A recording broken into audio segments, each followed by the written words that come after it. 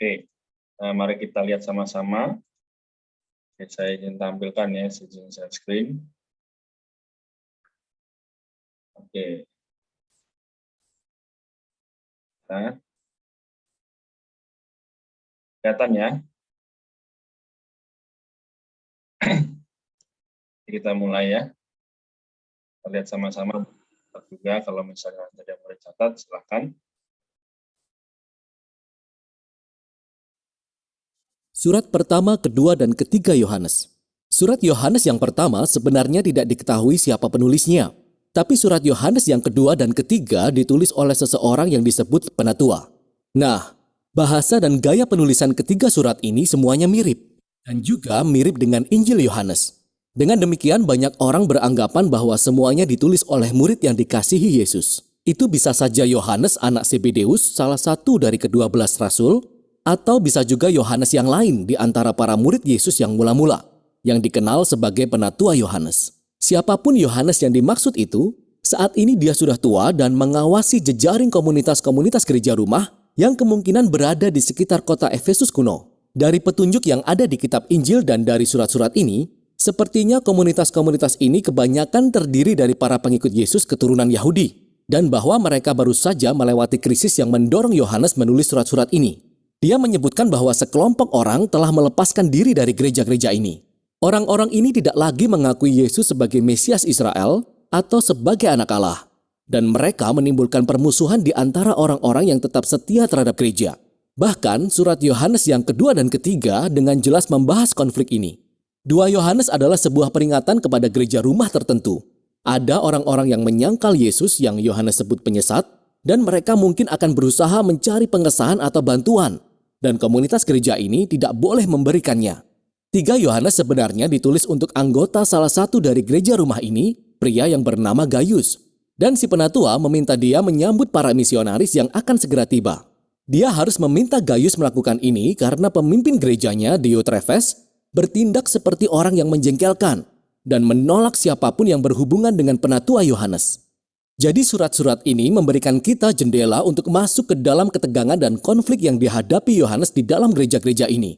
Dan 1 Yohanes ditulis sebagai tanggapan atas semua hal ini sebagai bentuk pengontrol kerusakan.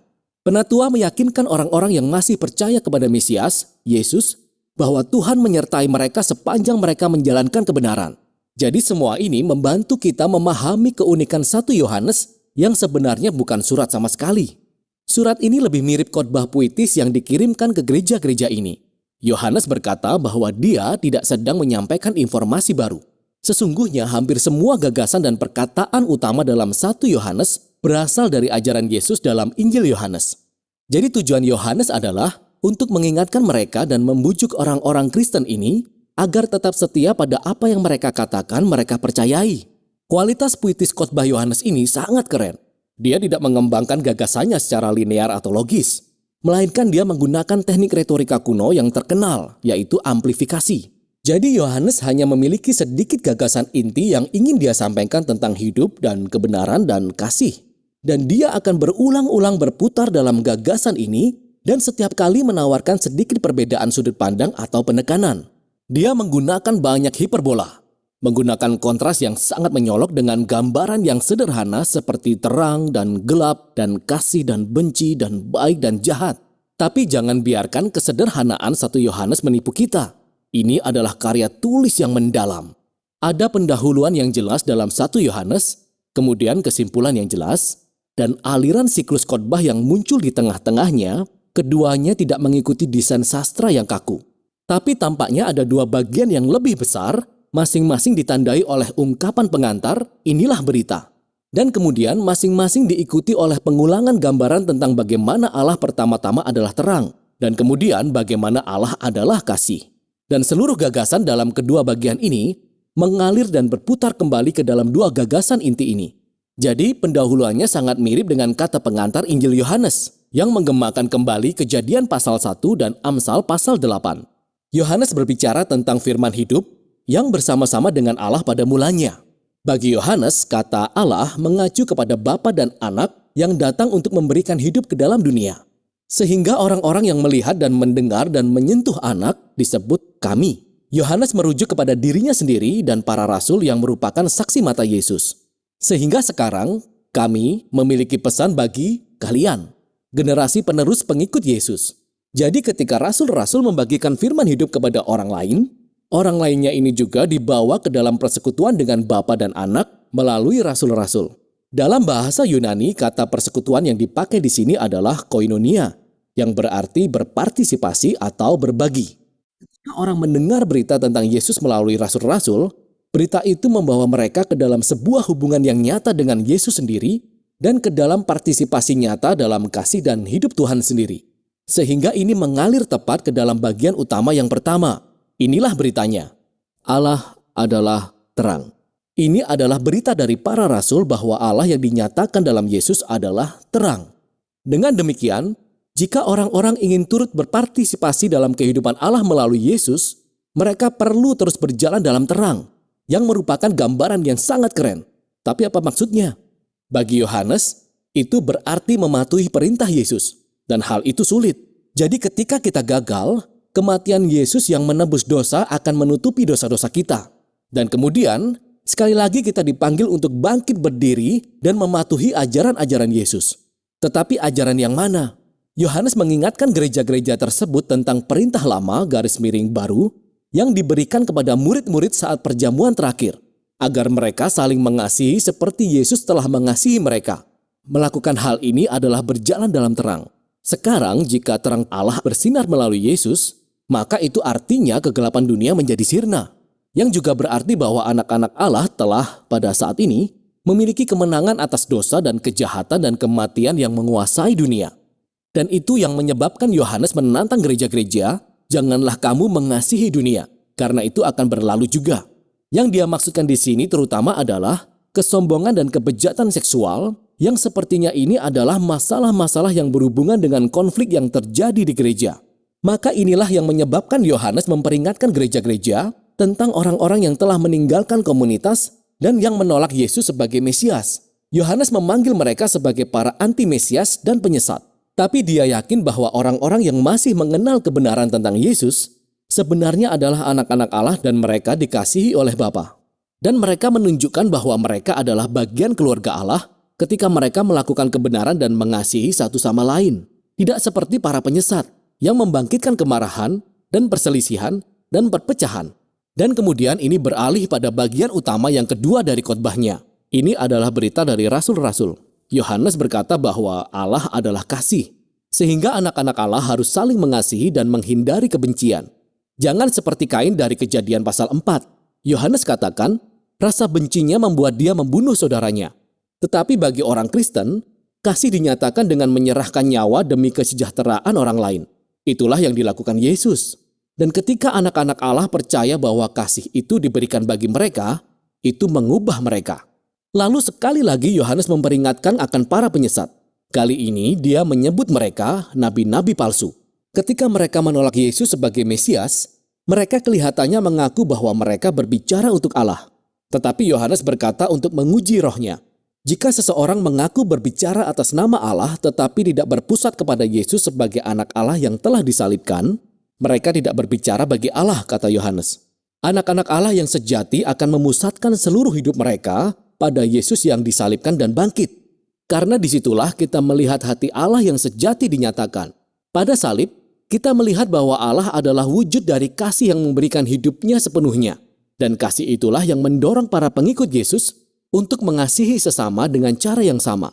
Dan ketika orang-orang berjumpa dengan Allah yang penuh kasih ini, hal itu menghilangkan rasa takut serta kecemasan selamanya, yang merupakan bagian dari apa yang Yohanes maksud dengan memiliki kemenangan atas dunia. Ketika kita menyadari bahwa Allah sangat mengasihi kita, sehingga dia tergila-gila dengan kita meskipun kita memiliki kekurangan dan kegagalan mendalam. Sehingga kasih menjadi sesuatu yang mendasari seluruh hidup kita. Kasih ini datang dari mempercayai Yesus yang disalibkan, yang datang dari mempercayai kesaksian Allah tentang Yesus yang diberikan oleh Roh Kudus, dan mempercayai berita dari rasul-rasul mengenai Yesus. Dan ketika kasih Allah berhasil menguasai kita, itu akan membawa kita pada hidup yang kekal. Ini adalah kehidupan yang dipenuhi dengan kehadiran dan hidup serta kasih Allah sendiri. Dan ini dimulai sekarang berlanjut ke dalam kekekalan. Maka ini membawa Yohanes pada kesimpulan klimaks khotbahnya. Dia berkata, kita tahu anak Allah telah datang supaya kita mengenal yang benar, dan kita ada di dalam yang benar, di dalam anaknya Yesus Kristus. Dia adalah Allah yang benar dan hidup yang kekal. Nah, jika kita menjadi pusing setelah mendengar kalimat itu dan bertanya-tanya, tunggu, siapakah dia yang benar itu? Siapakah dia yang memberikan hidup sejati? Apakah Yesus ataukah Allah? Dan jawaban Yohanes tentu saja, ya. Yohanes tidak mengenal Allah selain Yesus. Dan ketika dia dan rasul-rasul lainnya berjumpa dengan Yesus, mereka menemukan Allah yang sangat mengasihi kita. Sehingga dia memilih untuk tidak hidup tanpa kita terlepas dari kegagalan kita. Dan Allah ini sangat mengejutkan, sangat tak terduga. Sehingga kata-kata terakhir Yohanes mengajak kita untuk waspada terhadap segala berhala, yaitu dengan menolak segala bentuk godaan untuk membuat kembali Allah yang mengejutkan menurut gambar kita sendiri. Mengenal Yesus berarti mengenal Allah kreatif, yang kasihnya berfokus memberi kehidupan kepada orang lain. Ini, kata Yohanes, adalah satu-satunya Allah yang benar. Dan itulah isi surat-surat Yohanes. Amin. Tuhan ya, jadi tadi sudah disampaikan dengan begitu lengkap bagaimana sebenarnya rangkuman dari kitab 1, 2, 3 Yohanes ya. Namun pada kesempatan ini kita akan baca di awalnya ya 4 ayat, lalu kita akan baca juga catatan kaki ya bersama-sama nanti bagaimana kita sama-sama menikmati apa yang sebenarnya mau disampaikan dalam kitab Yohanes ini ya. Oke. Sebelum itu mari kita berdoa. Kita berdoa terlebih dahulu baru kita baca bersama-sama. Baik, mari kita mulai. Kita doa ya teman-teman sekalian. Tuhan Yesus, kami datang kepadamu, kami mengucap syukur atas ringkasan tadi, yang membantu kami memahami apa isi dari kitab 1, 2, 3 Yohanes. Tuhan biarlah melalui bacaan kami setiap hari juga membuat kami semakin menyadari betapa pentingnya kepercayaan kami akan dirimu, meskipun tidak terlihat, tapi kami kasihi dan kami cintai. Tuhan berkatilah teman-teman yang belum bisa hadir, sertailah kami Tuhan, semakin hari semakin dipenuhi oleh firman-Mu. Oh, terima kasih atas kasih setiamu yang tidak pernah berkurang. Kami bersyukur, kami berdoa. Amin. Oke, sebelum itu saya berikan dulu urutan bacanya ya. Kita baca sama-sama. Demikian. Oke, sebentar.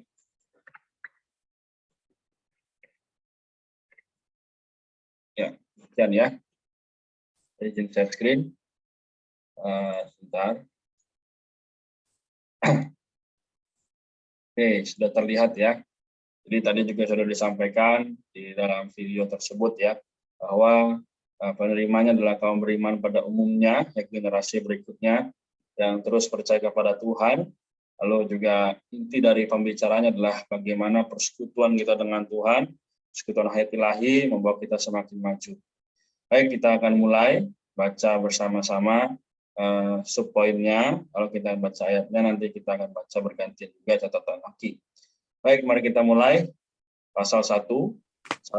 Persekutuan hayat ilahi, manifestasi hayat ilahi. Ayat 1. Apa yang telah ada sejak semula, yang telah kami dengar, yang telah kami lihat dan dengan mata kami, yang telah kami saksikan, dan yang kami raba dengan tangan kami, tentang firman hidup, itulah yang kami tuliskan kepada kamu. Hidup itu telah dinyatakan dan kami telah melihatnya, dan sekarang kami bersaksi dan memberitakan kepada kamu tentang hidup kekal yang ada bersama-sama dengan Bapa dan telah dinyatakan kepada kami. Persekutuan ilahi. Apa yang telah kami lihat dan telah kami dengar itu, kami beritakan kepada kamu juga, supaya kamu pun beroleh persekutuan dengan kami. Dan persekutuan kami adalah persekutuan dengan Bapa dan dengan anaknya Yesus Kristus. Semuanya ini kami tuliskan kepada kamu, supaya sukacita kami menjadi sempurna. Amin. Oke ya, jadi porsi kita sampai di sini. namun kita masih ada beberapa poin dari catatan kaki. 4 ayat ini sangat menguatkan ya. Nah, namun kita perlu melihat nih, apa sih yang telah ada itu ya. Kita baca sama-sama, boleh bergantian lagi dilanjutkan.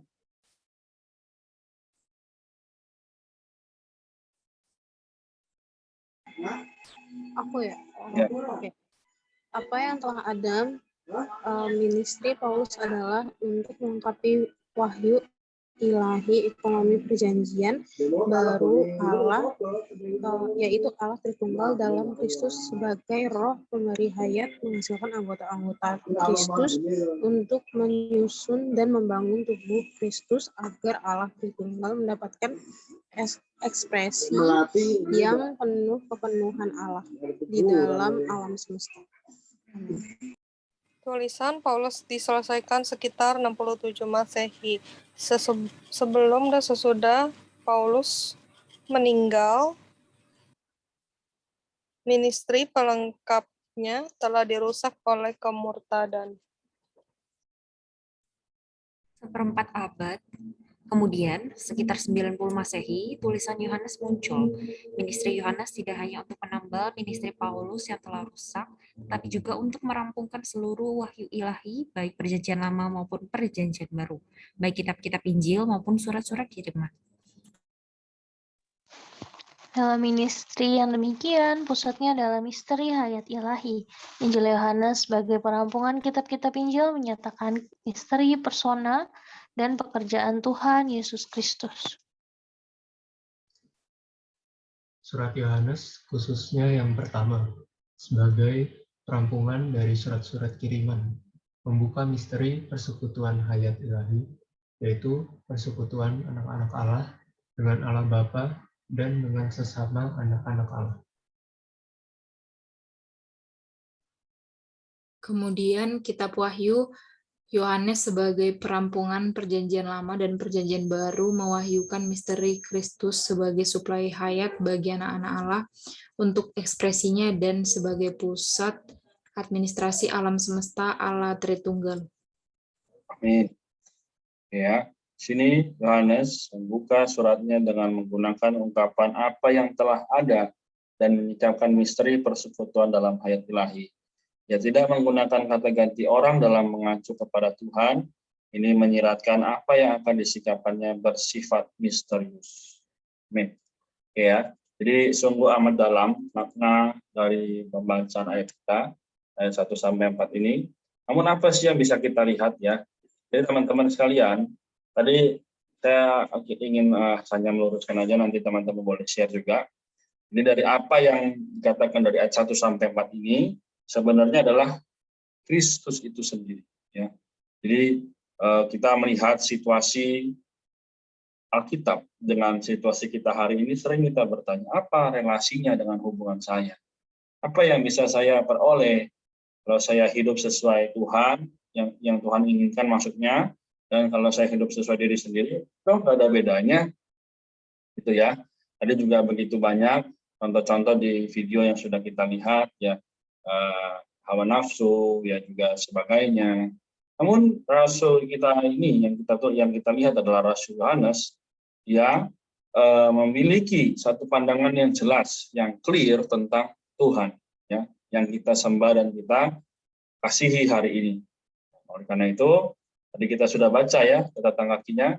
Sini adalah menambal yang rusak, tapi juga merampungkan seluruh wahyu ilahi, ya. Jadi bukan hanya untuk menambal yang rusak, tapi justru untuk merampungkan atau menyelesaikan.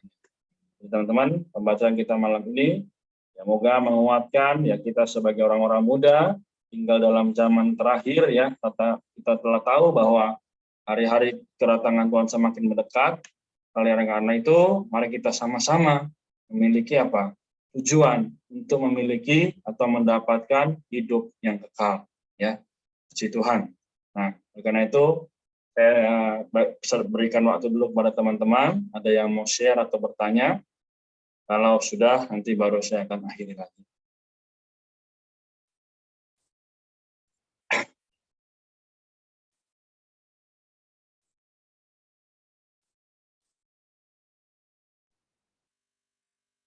Amin. Aku terkesan sebenarnya nyambung ya dari 1 sampai 4, cuman aku ngambil poinnya di 1, yaitu apa yang telah ada sejak semula, telah kami dengar, yang telah kami lihat dengan mata kami, yang telah kami saksikan, dan yang kami raba dengan tangan kami tentang firman hidup itulah yang kami tuliskan kepada kamu.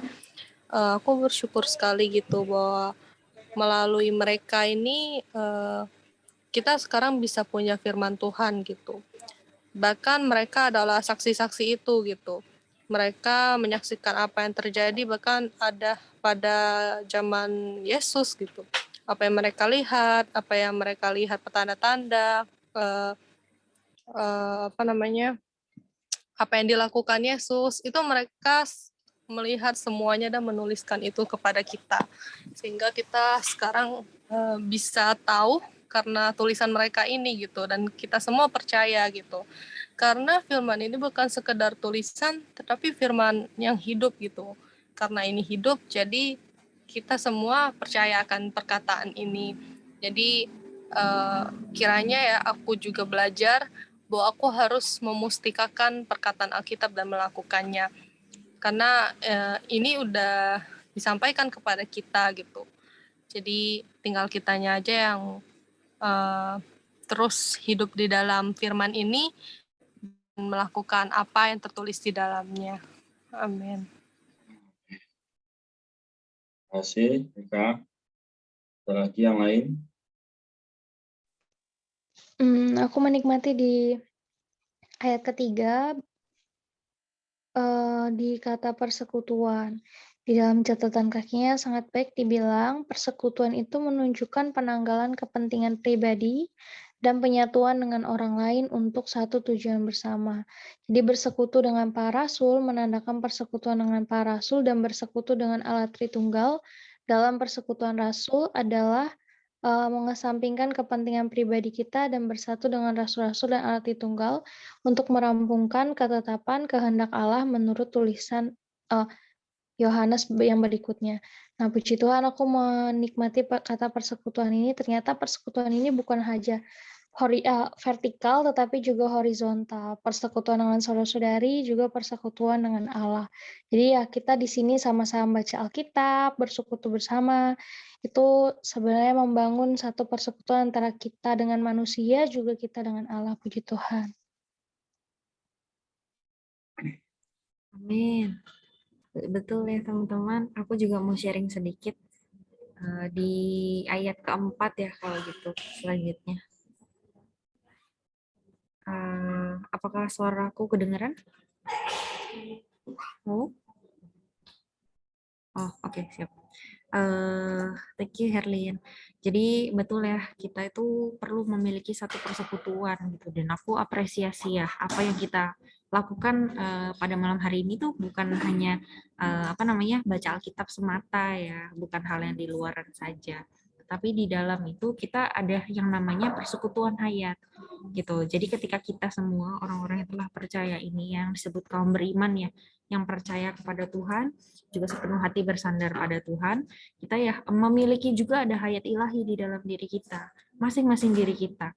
Nah, jika kita saling bersekutu ya, aku buka mulut, Kak Lady buka mulut, teman-teman juga buka mulut ya, dari Kak gitu ya.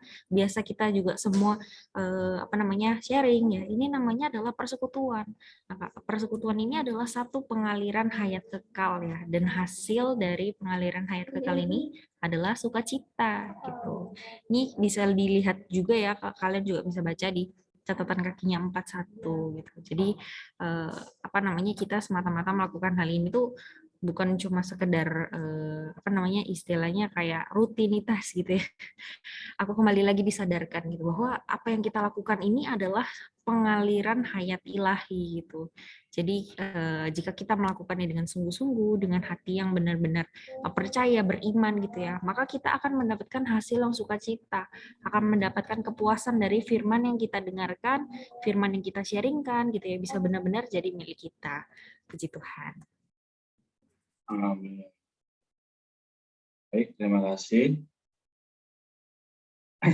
Tuhan di atas persekutuan menghasilkan sukacita dan menjadi sempurna. Ada lagi yang mau share atau bertanya? Aku terkesan ayat 1 sampai 3. Apa yang telah ada sejak semula, yang telah kami dengar, yang telah kami lihat dengan mata kami, yang telah kami saksikan, dan yang kami raba dengan tangan kami tentang firman hidup. Itulah yang kami tuliskan kepada kamu. 3. Apa yang telah kami lihat dan telah kami dengar itu, kami beritakan kepada kamu juga, supaya kamu pun beroleh persekutuan dengan kami. Dan persekutuan kami adalah persekutuan dengan Bapa dan dengan anaknya Yesus Kristus. Amin. Ya, jadi dari 4 ayat ini sangat memberkati. Kita telah melihat ya, saya kalau begitu saya hitung 1 sampai 5, kalau tidak ada lagi saya tutup ya. 1, 2, 3, 4. Aku di ayat 2. Hidup itu telah dinyatakan dan kami telah melihatnya, dan sekarang kami bersaksi dan memberitakan kepadamu tentang hidup kekal yang ada bersama-sama dengan Bapa dan telah dinyatakan kepada kami. Jadi kayak ingetin aku lagi, kita harus harus bersaksi gitu, memberitakan bahwa Yesus itu yang bisa membawa kita ke dalam kehidupan kekal nanti. Itu aja sih kok. Thank you. Amin. Puji Tuhan ya. Jadi, semua sudah dapat garis besarnya dari 4 ayat ini. Saya hanya akan sampaikan beberapa kalimat saja. Dan kita sebagai orang muda ya, terutama hari ini, memang tidak luput dari namanya penghidupan yang tanda kutip mohon maaf duniawi, karena kita masih tinggal di dalamnya. Tapi jangan sampai kita menjadi orang yang gagal atau jatuh dalam perkara yang sama seperti pendahulu kita. Maka Rasul Yohanes mengingatkan kita kembali ya, tadi sudah disampaikan semua, bahwa kita perlu pertama memiliki apa yang kita dengar ya dari semula, yaitu firman Tuhan. Juga kita berikutnya harus terus hidup bersaksi ya, memberitakan kepada orang-orang lain ya, apa yang kita miliki ini Tuhan Yesus yang menjadi Allah kita. Lalu yang berikutnya kita harus memiliki persekutuan ya, persekutuan dengan Allah, juga dengan saudara-saudari seiman lainnya. Lalu berikutnya kita juga perlu memiliki satu penghidupan yang bersukacita. Ya, jadi teman-teman sekalian, saya harapkan sebagai kesimpulan ya dari pembacaan ini adalah dalam 2 bulan terakhir ini di tahun ini kita semakin giat untuk membaca firman, berdoa, baik secara pribadi maupun bersama-sama, juga memiliki satu hubungan ya yang intim dengan Tuhan ya, kita terus setia datang padanya. Jadi katakan apa? Persekutuan kami adalah persekutuan dengan Bapa dan dengan anaknya Yesus Kristus. Jadi ini menjadi satu hal yang perlu kita banggakan, perlu kita terus junjung tinggi ya. Karena tidak semua orang bisa melihat ini atau mengapresiasi ini. Maka kita yang sudah setia, marilah kita terus setia. Dan bagi kita yang sudah memiliki pandangan demikian yang sama, adalah kita ingatkan yang lain, teman-teman kita, anggota keluarga, supaya nanti ketika Tuhan datang, kita sama-sama bisa memiliki tujuan yang sama, ya. Puji Tuhan. Begitu saya sampai di sini ya, saya tutup ya. Kita sebagai generasi yang terakhir ya, kita betul-betul bersyukur bahwa Tuhan telah memberikan kepada kita firman-Nya. Karena itu dalam perkuliahan yang memang sibuk, ya memang banyak waktu yang tidak bisa kita duga-duga ya. Tapi biarlah dalam setiap waktu itu kita juga bisa memiliki doa yang kuat, ya, persekutuan dengan Tuhan yang kuat. Ya, kita bisa berseru, ya kita berbisik pada Tuhan ya, hari ini bagaimana kondisi ya, kita mungkin lemah, mungkin tidak kuat, tapi Tuhan pasti menguatkan ya. Jadi jangan takut, Dia beserta dengan kita. Oke, kita sampai di sini. Apakah ada yang sukarela mau mendoakan kita malam ini?